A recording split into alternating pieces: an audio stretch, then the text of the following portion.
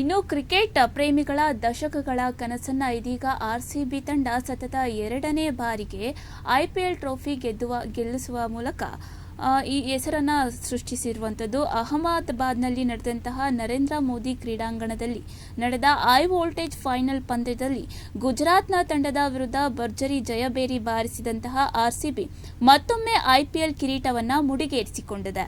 ಈ ಸಲವೂ ಕೂಡ ಕಪ್ ನಮ್ಮದೇ ಎಂದು ಸಾರಿದಂತಹ ಅಭಿಮಾನಿಗಳ ಸಂಭ್ರಮವೀಗ ಮುಗಿಲು ಮುಟ್ಟಿದೆ. ಗುಜರಾತ್ ವಿರುದ್ಧ ಭರ್ಜರಿ ಜಯ ಸಾಧಿಸಿದ ಆರ್ಸಿಬಿ ಸತತ 2ನೇ ಬಾರಿ ಚಾಂಪಿಯನ್ಶಿಪ್ ಪಡೆದುಕೊಂಡಿರುವಂಥದ್ದು. ಇನ್ನು ಆರ್ಸಿಬಿ ಜಯಬೇರಿ ಬಾರಿಸ್ತಾ ಇದ್ದಂತೆ ರಾಜ್ಯಾದ್ಯಂತ ಹಬ್ಬದ ವಾತಾವರಣವೇ ನಿರ್ಮಾಣವಾಗಿರುವಂಥದ್ದು. ಬೆಂಗಳೂರು ಸೇರಿದಂತೆ ರಾಜ್ಯದ ಮೂಲೆ ಮೂಲೆಗಳಲ್ಲೂ ಕೂಡ ಅಭಿಮಾನಿಗಳು ಪಟಾಕಿ ಸಿಡಿಸಿ ಸಿಹಿ ಹಂಚಿ ವಿಜಯೋತ್ಸವವನ್ನು ಆಚರಣೆ ಮಾಡಿದ್ದಾರೆ. ಇಡೀ ಟೂರ್ನಿಯುದ್ದಕ್ಕೂ ಹಾಗೂ ಫೈನಲ್ ಪಂದ್ಯದಲ್ಲಿ ರನ್ ಬೆನ್ನಟ್ಟುವಾಗ ಚೇಸ್ ಮಾಸ್ಟರ್ ವಿರಾಟ್ ಕೊಹ್ಲಿ ಪ್ರದರ್ಶಿಸುವ ವಿರಾಟ್ ರೂಪ ಹಾಗೂ ನಾಯಕ ರಜತ್ ಪಡಿದಾರ್ ಅವರ ತಾಳ್ಮೆಯ ಆಟಕ್ಕೆ ಕ್ರಿಕೆಟ್ ಲೋಕ ನಿಜಕ್ಕೂ ಫಿದಾ ಆಗಿದೆ. ಇನ್ನು ಜಯ ಗಳಿಸ್ತಾ ಇದ್ದಂತೆ ಟ್ವೀಟ್ ಮಾಡಿದಂತಹ ಆರ್ಸಿಬಿ ತಂಡ ಇದು ನಿಮ್ಮ ಗೆಲುವು, ಮನೆಯಲ್ಲಿಯೇ ಸುರಕ್ಷಿತವಾಗಿ ಸಂಭ್ರಮಿಸಿ ಅಂತ ಅಭಿಮಾನಿಗಳಿಗೆ ಸಂದೇಶವನ್ನ ರವಾನಿಸಿದೆ. ಹಾಗೆ ಡಿಕೆಶಿ, ಸಿದ್ದರಾಮಯ್ಯ ಸೇರಿ ಗಣ್ಯರಿಂದ ಶುಭ ಹಾರೈಕೆ ಮಾಡಿರುವಂಥದ್ದು ಆರ್ಸಿಬಿ ತಂಡಕ್ಕೆ.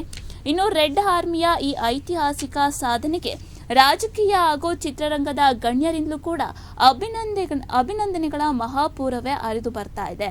ನಿಯೋಜಿತ ಸಿಎಂ ಡಿಕೆ ಶಿವಕುಮಾರ್ ಇಂದು ತಮ್ಮ ಆರ್ಸಿಬಿಯ ಸುವರ್ಣ ಅಧ್ಯಾಯ ಸತತ 2ನೇ ಬಾರಿ ಕಪ್ ಗೆಲ್ಲುವ ಮೂಲಕ ತಂಡ ಇತಿಹಾಸವನ್ನ ನಿರ್ಮಿಸಿದೆ. ಧೈರ್ಯ ಮತ್ತು ಸಂಯಮದಿಂದ ಆಟಗಾರರು ಬೆಂಗಳೂರಿಗೆ ಹೆಮ್ಮೆಯನ್ನ ತಂದಿದ್ದಾರೆ ಅಂತ ಕೊಂಡಾಡಿರುವಂಥದ್ದು ಡಿಕೆ ಶಿವಕುಮಾರ್. ಆದರೆ ಫೈನಲ್ ಪಂದ್ಯವನ್ನ ಬೆಂಗಳೂರಿನ ಬದಲು ಅಹಮದಾಬಾದ್ನಲ್ಲಿ ಆಯೋಜಿಸುವುದಕ್ಕೆ ಅವರು ಅಸಮಾಧಾನವನ್ನ ಹೊರಹಾಕಿದ್ದಾರೆ. ಇನ್ನು ಕ್ರಿಕೆಟ್ ಅಭಿಮಾನಿಗಳಿಂದ ರಾಜ್ಯದೆಲ್ಲೆಡೆ ಸಂಭ್ರಮಾಚರಣೆಯನ್ನ ಮಾಡ್ತಾ ಇರುವಂಥದ್ದು.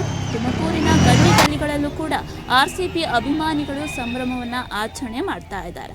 ಶಿವಕುಮಾರ ಸ್ವಾಮೀಜಿ ಸರ್ಕಲ್ ಹಾಗೆ BH ರಸ್ತೆ, ಭದ್ರಮ್ಮ ಸರ್ಕಲ್, ತುಮಕೂರಿನ ಟೌನ್ ಹಾಲ್ನಲ್ಲೂ ಕೂಡ ಕಿಕ್ಕಿರಿದು ಕುಣಿತಿದ್ದಾರೆ ಅಭಿಮಾನಿಗಳು.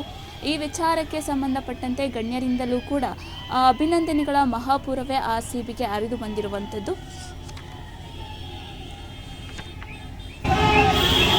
ಅವರು